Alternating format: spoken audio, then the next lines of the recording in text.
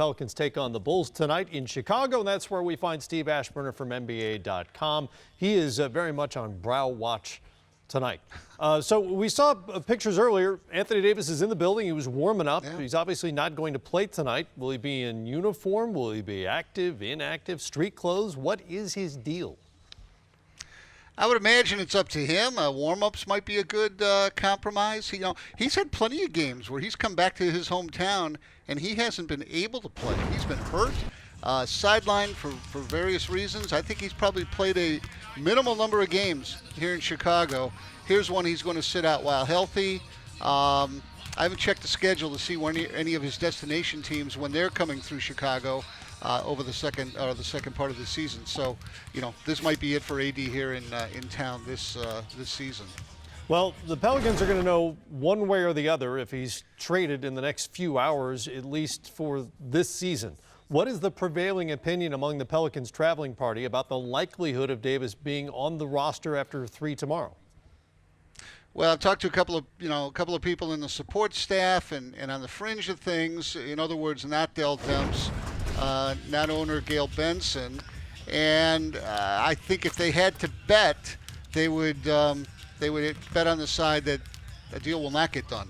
A little bit of speculation that maybe some mystery team would swoop in and take on AD for what's left of this season and next year in the hopes that it could convince him. But I think, to me the X factor is, do they play him once this deadline passes? Because if they're not going to play him, then he's essentially gone, which then almost makes it seem as if a deal might as well happen unless they are totally convinced that they could put him on a shelf and still get a better deal than what the Lakers could offer. He's not going to raise his value any, but it would be an unusual situation. So there's still a lot of variables to be filled in. I was in the locker room, and players just sort of shrug. Jahlil Okafor told me, selfishly he would love to have AD with him every day for the rest of his playing days. But that could change within a day. So they know. They've been schooled that this is a business. It's what they've chosen, and we all just watch and report. Ash, we've seen the impact this has had in that Lakers locker room. You talk about the mood or the temperature you take in that Pelicans locker room. What does this do for them going forward the rest of the season and beyond if AD is out of the mix and not moved, if he's just subtracted from that situation? Yeah, look, if they trade him or if they don't trade him and sit him, it will be really hard for players in that Pelicans locker room to delude themselves that this would be anything except the ramp to a serious rebuild. At that point, other pieces come into play.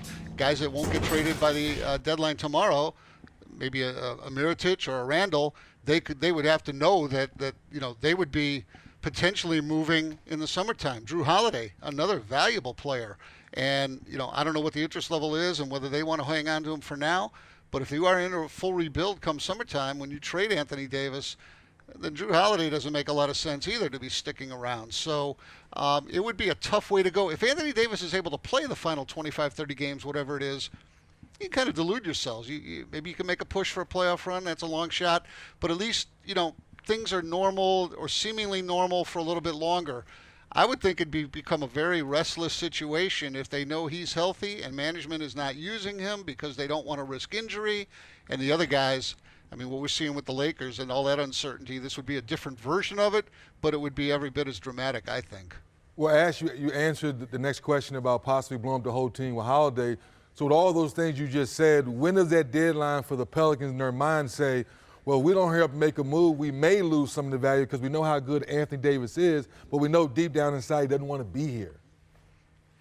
Yeah, in terms of, him losing value, I don't think that's a concern. I think that anybody who would try to get him now would belly up to the bar with as much or more come summertime. I think it would be an unknown to a degree, although I guess we can fill in the blanks and guess by other players' precedents in terms of if he does get back on the court for the Pelicans, what do the fans do? Do they start to resent the situation already, or do they cling to hope and try to woo him back and try to get a little bit, show him every bit of love that's left in their bones?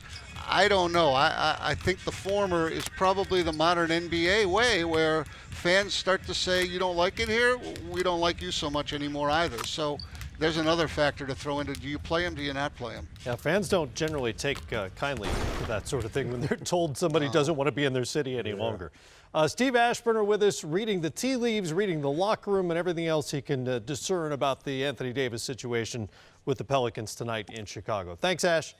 Thank you, guys.